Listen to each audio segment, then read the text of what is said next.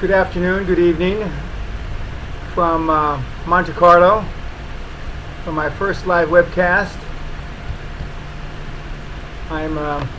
There's the pop-up. I see people have been on for about 10 minutes. Let's see, for those who want to ask questions and sign up stream, yes. Some are in German. I apologize, but I can't speak German. So as you can see, a few of the yachts behind me for the people that have already made their quantum leap, or perhaps they inherited it. Some are in Spanish. I'm sorry I can't speak Spanish well enough. Let's see if I can translate. A couple of the Germans are talking back and forth to each other. Greetings from Switzerland, from Tel Acre, or the Laker, I should say. Out of curiosity, how many people are wearing their business attire? I have no idea. See, I'm the same outfit I'm going to in the gym. Some guy says, think Dolfo. This is probably worth my brain out more than my body. Am I broadcasting? Can you hear me? Will somebody please answer me?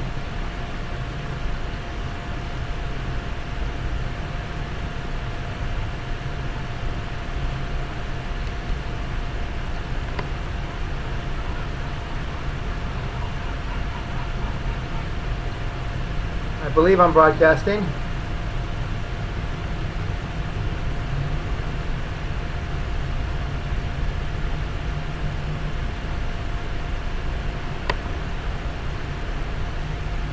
Looking forward to a dose of Dan. Okay, well,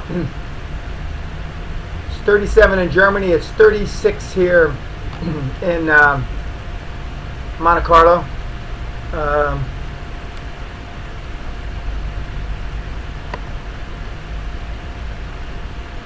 And we're going to talk about 30 minutes. I've been asked why I've decided to do this after so many years, especially since live webcasts have been available for a few years. And I think it's the last seminar I gave in April at the castle, that and the subsequent successful conversations that I've had on conference calls with the participants, that led me to believe that this was a good way to reach out.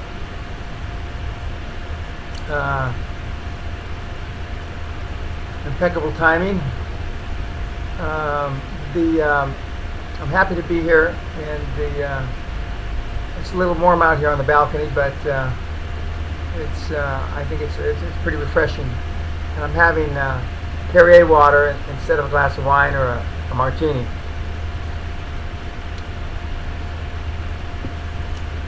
Okay, you can start the questions anytime.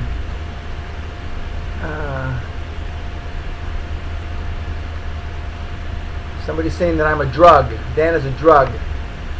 And do they call it reality? I think it is. I think it is reality.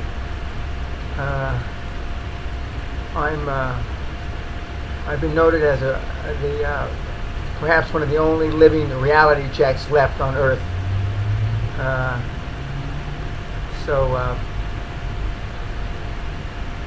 Hi, Behoff,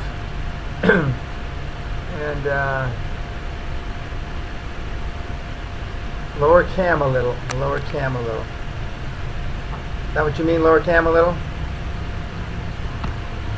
Dan, what are your thoughts on when this BP spill will actually be over?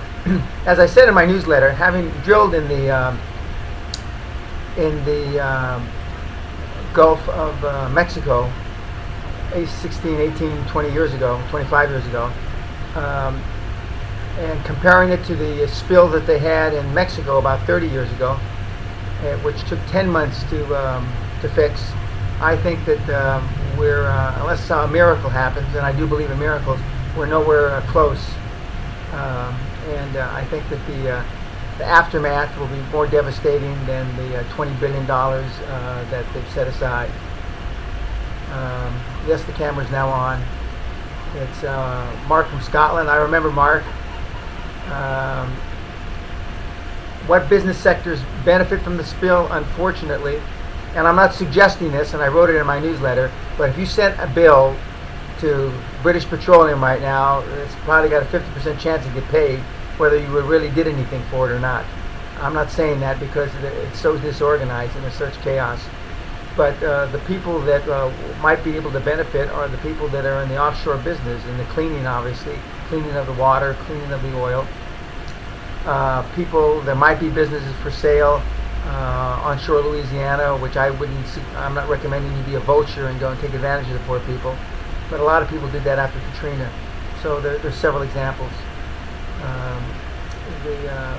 But right now there's enough business in just regular, the property business, real estate in America. There's distressed businesses that can be bought. There are people putting together small vulture funds to take advantage of this economic chaos. I can see that more people are checking in from Tucson, more from Switzerland, more from Germany, Spain, United States. Ed Taylor, one of my great old friends who worked with me when I first got started as a coach. He helped train me, so to speak, as he did for, he was the first head marketing guy for Tony Robbins 25 years ago. Hello, Ed. Say hello to your dad for me. San Fernando Valley. But what I see the difference in raising capital now is that it's always been a game of numbers, but now it just takes a few more numbers, where you might have to make 10 presentations to find somebody who likes your deal. Now you got to make 15 or 20. And what I see that one of the biggest mistakes is when they ask you, and these tough economic clients, Mr. Jones, why should the bank or the financial institution be interested in your deal? If you hesitate even a microsecond, if you even stop to think about the answer, instead of saying, because with my dream team, with my board, we're going to get this deal done, and we're going to make sure you get paid on time. You can't hesitate. You've got to really snap back, especially now. They're looking for that. There's another question about what about the rumor that the government is going to evacuate. I don't know anything about that, but it wouldn't. I would rather doubt it, but it is possible. Anything's possible. Warren Buffett just recently said that there will be no double dip recession. I think Warren's a wonderful man, and he's a very bright guy, and he's brighter than I am, but I'm not so sure that's true. The stock market keeps telling us it's looking for a reason for a double dip recession, and that's why we're still hovering around 9,600 to 10,005 for the past several months. So I'm not so sure I agree with that. The question again, somebody just asked me, where am I now? I'm in Monte Carlo, which is in Monaco, which is connected to France, for those that aren't aware. I'm looking forward to seeing the World Cup tomorrow, the finals, Spain, where my heritage originally was from, and Netherlands, who I have a lot of friends there. So Tim Cohen, good mentee of mine, good friend, very bright guy, another internet guy like Ed Taylor. Do I see parity in the euro and the U.S. dollar?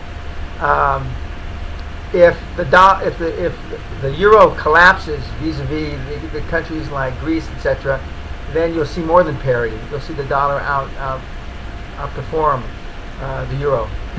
But the central banks in Europe are doing everything humanly possible to support the euro for a lot of obvious reasons. What you got to remember is what's happening in Europe is us maybe 5, 8, 10, maybe 15 years from now if we don't straighten up our act. And that's what everybody's really afraid of. Let's see. When the banks have to write off all their toxic assets, watch out, that's correct. And we're still not there yet. And what I see is real estate prices haven't rebounded. And the next big bubble that's going to burst is in commercial real estate.